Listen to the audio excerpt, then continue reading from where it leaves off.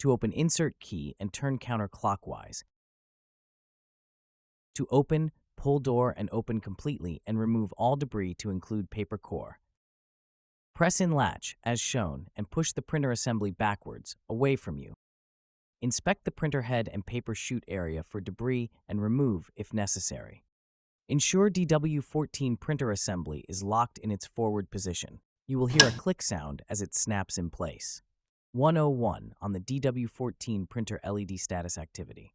When the printer head door is open, you will see the power and error LED light up. Similarly, with the printer empty of paper, you will also see the power and paper LED light up. When there is a paper jam, you will see the power LED on and the error LED off or blinking. In normal operations, the power LED should be on, with the error and paper LED off. To open the print head door, lift up on the blue tab as shown.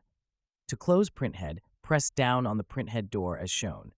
Do not close the print head door using the blue tab. This could damage the print head tab. Ensure a clean, straight cut before feeding paper into printer chute.